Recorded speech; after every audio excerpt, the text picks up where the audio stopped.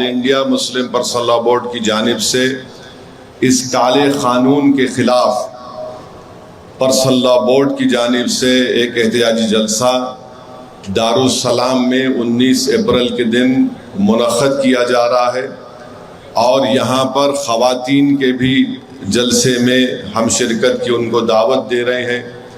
ایک علیحدہ حصہ یہاں پر مختص کیا گیا ہے۔ خواتین جب آئیں گی تو یہ ضروری ہے کہ ہمارے اراکین بلدیہ اور اراکین اسمبلی آپ اپنے اپنے وارڈ اور اپنے اسمبلی حلقے میں آج سے ہی جا کر، کیونکہ آج پیر ہے، آپ کے پاس ابھی 6 دن کا ٹائم ہے اور جمعہ بھی آپ کو ملنے والا ہے، تو اگر ہمارے اراکین اسمبلی اور اراکین بلدیہ اپنے اسمبلی حلقے میں اور اسمبلی وارڈ کے مساجد کے تمام ذمہ داروں سے ملاقات کریں آج عصر کی نماز کے بعد سے، اور وہ لوگ ہر نماز کے بعد یہ اعلان کرتے جائیں کہ اس جلسے میں شرکت کرنا ہے، اور آپ لوگوں کی ذمہ داری ہے کہ آپ اپنے اسمبلی حلقے سے، اپنے وارڈ سے عوام الناس کو اس جلسے میں شرکت کرانے کا انتظام بھی آپ کرنا۔ یہ آپ کی ذمہ داری ہے، میں آپ کو دے رہا ہوں۔ صرف آ کر سامنے ٹھہر جانا اور ڈائس پہ بیٹھ جانا نہیں ہے۔ تو میری آپ سے ادباً گزارش ہے کہ یہ بڑا ہی ایک کریٹیکل مرحلہ ہے ہمارے ملک کی، نہ صرف سیاست میں بلکہ ملک کی تاریخ میں۔ تو اس میں ہم تمام کو آگے بڑھ چڑھ کر حصہ لینا ہے، بلکہ میں تو تلنگانہ کے اضلاع کے مجلس کے ذمہ داروں سے بھی کہوں گا کہ اگر آپ کے پاس وقت ہے تو آپ آئیے، گاڑی کریے، گاڑی میں بیٹھیے اور اس جلسے میں شرکت کریے، بلکہ اپنے ساتھ اپنے تمام ذمہ داروں کو لے کر آئیے، کیونکہ آپ کی جماعت کے ہیڈ کوارٹر کے اوپر All India Muslim Personal Law Board کا جلسہ ہونے جا رہا ہے۔ اور میں آپ کی اطلاع کے لیے بتا رہا ہوں کہ جب All India Muslim Personal Law Board کا قیام عمل میں لایا جا رہا تھا تو اس جماعت کے مرحوم صدر سالار ملت All India Muslim Personal Law Board کو جب قیام کیا جا رہا تھا، اس کے بنیادی اراکین میں سالار ملت شامل تھے۔ تو اور All India Muslim Personal Law Board Hindustan کے 18 کروڑ مسلمانوں کی ایک آواز ہے، وہ ہماری نمائندگی کرتی ہے۔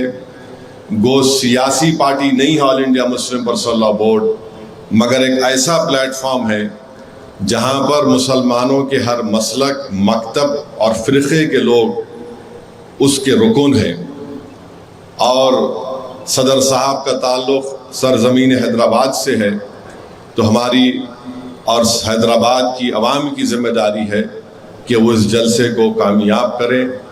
اور ساتھ ہی ساتھ میں آپ سے یہ بھی کہنا چاہوں گا، حیدرآباد کی عوام سے اپیل کرنا چاہوں گا کہ وہ اپنے گھروں سے نکلیں اور اس احتجاج کو کامیاب کریں، چاہے نوجوان ہوں، چاہے خواتین ہوں، چاہے ہمارے ضعیف حضرات ہوں، تکلیف ضرور ہوگی، مگر یہ ظلم کیا جا رہا ہے۔ اس کالے قانون کے خلاف ہم کو اور آپ کو آواز اٹھانا ضروری ہے۔ میں ہمارے مجلس اتحاد المسلمین کے ان تمام اراکین اور صدر معتمدین سے بھی اپیل کروں گا جو اس اسمبلی حلقے جات سے ان کا تعلق ہے جہاں پہ ہمارے کوئی رکن بلدیہ بھی اگر نہیں ہے، مگر ان کی بھی ذمہ داری ہے کہ وہ اپنے اپنے بوتھ کے جہاں پر عوام رہتی ہے اور جہاں پر وہ رہتے ہیں، وہ تمام لوگوں کو اس سے باخبر کریں، مساجد کمیٹی کے ذمہ داروں سے ان سے ملاقات کریں، ان سے اپیل کریں کہ وہ بھی آئیں، اور وہاں کی عوام کو بھی آپ دارالسلام کا رخ کرائیں تاکہ ہم اپنا احتجاج درج کروا سکیں۔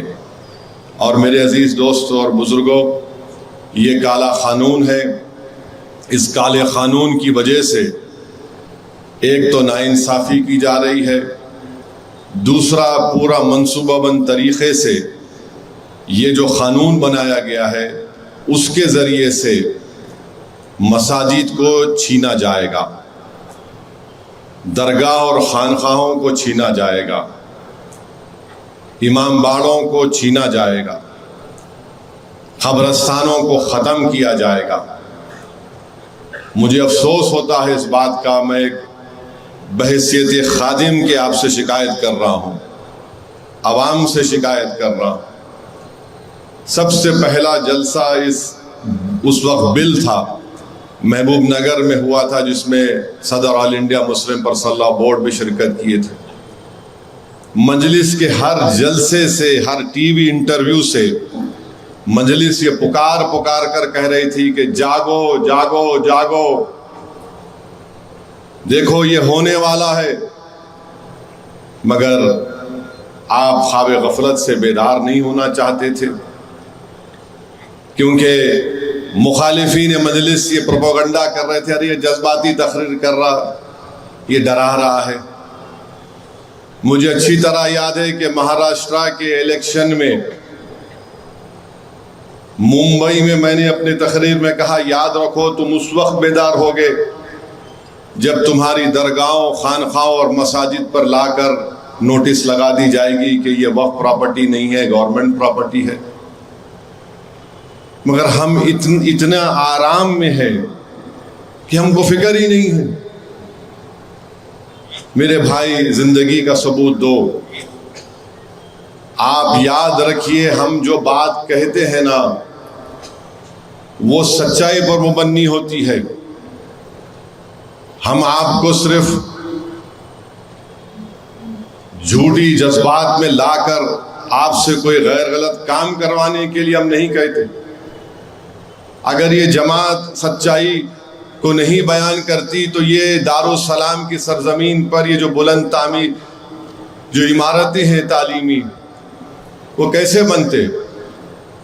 اتنا بڑا میڈیکل کالج، انجینئرنگ کالج جو 40 سال سے الحمدللہ اللہ، اس کے رسول اور اہل بیت کے صدقے میں قائم کیا گیا اور کامیابی سے چل رہا ہے، کیسے قائم ہوتا؟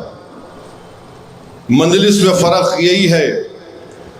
مرحوم قائد سالار کیا کہتے تھے، یہ عوامی جلسہ نہیں ہے، یہ مجلس کے صدور و معتمدین کا جلسہ ہے۔ میں آپ سے بھی مخاطب ہوں اور میری آواز جہاں کہیں پہنچ رہی ہے ان سے بھی میں کہنے کی کوشش کر رہا ہوں۔ سالار کے اس تقاریر کے گولڈن ورڈز بلکہ کہنا پڑے گا، سنہرے حرفوں میں لکھنا پڑے گا کہ سالار نے کہا مجلس وہ ہے جو ہواؤں کو سونگھ کر کہتی ہے کہ بارش ہونے والی ہے، مجلس وہ نہیں ہے جب جسم پر چھینٹے گرتے تو کہتی ہے کہ بارش ہونے والی ہے۔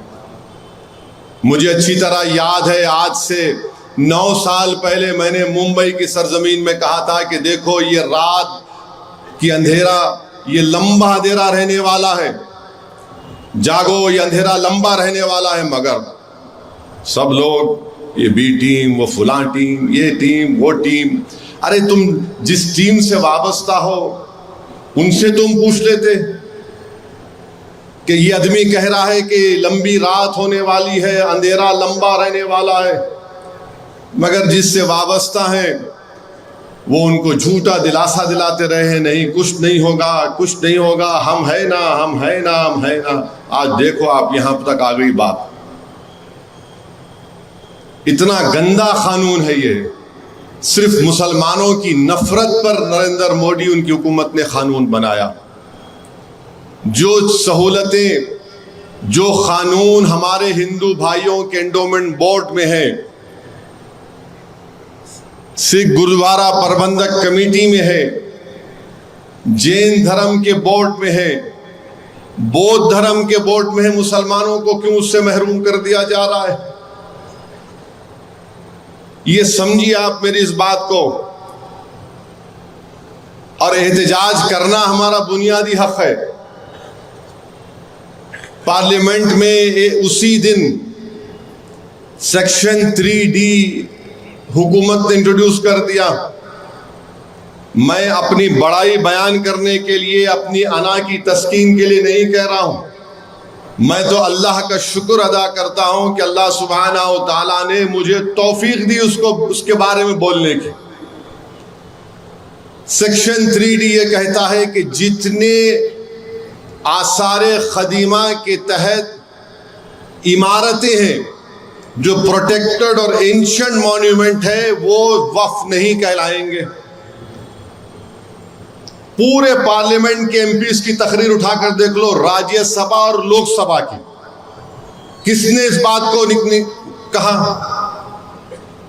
ایک اور ترمیم پیش کی گئی کہ جو ٹرائبل ایریا میں شیڈول 5 شیڈول 6 کا ایریا، وہاں وقف کی زمین نہیں ہو سکتی، وقف ہو ہی نہیں سکتا۔ کس نے اٹھ کر کہا کہ لکشدیپ کا ایم پی حمداللہ سعید جو کانگریس کا ایم پی ہے وہ ٹرائبل ہے، اور قانوناً ہمارے وطن عزیز میں ایک ٹرائبل مسلمان ہو سکتا ہے؟ یہ حال ہے، بتاؤ آپ۔ 6.5 مہینے سے رو رو کر پکار کر کہہ رہا ہوں دیکھو یہ آفت آنے والی ہے، یہ ہونے والا ہے، مگر کیا بول سکتے ہیں آپ؟ صرف میں اپنی پارٹی کے لوگوں کے سامنے آ کر اپنی دل کی بھڑاس کو نکال سکتا ہوں، ورنہ اگر کہیں باہر بولا تو بولیں گے ارے انہوں اپنا بڑا پن دکھا رہے، اپنا وہ فلاں کر رہے۔ میرے بھائی، پڑھنے کی ضرورت ہے، سمجھنے کی ضرورت ہے۔ اگر سمجھ میں نہیں آ رہا تو جو ہم سے زیادہ سمجھدار ہے، جو مجھ سے سمجھدار ہے، میں ان کے پاس جاتا تھا۔ آپ پوچھو حیدرآباد کے کئی ایسے سینئر وکلا ان کے پاس گیا میں۔ ایک نوجوان وکیل ہے، ان کے والد میرے دوست، ان کا انتقال ہو گیا، اللہ ان کی مغفرت کرے۔ ان کے بیٹے کے دفتر کو جا کر میں 4 گھنٹے بیٹھتا تھا۔ دلی میں وکلا ہے شمشاد صاحب، فضیل ایوبی، میرے چھوٹے بھائی سید نظام پاشا، اللہ ان تمام کے درجات کو بلند کرے۔ اتنا تنگ کرتا تھا میں ان کو کہ بھائی یہ ہے، بتاؤ کیا ہے۔ اتر پردیش کے ظفیر فاروقی صاحب، مگر ہم لوگ بیداری نہیں ہوتے نا۔ اب میرے خلاف بول رہے ہیں، ارے میرے خلاف بولو، تھوکو، جو کرتے کرو، مگر تم میرے خلاف بول کر یہ ثابت کر رہے ہو کہ تم نریندر مودی تمہارا متولی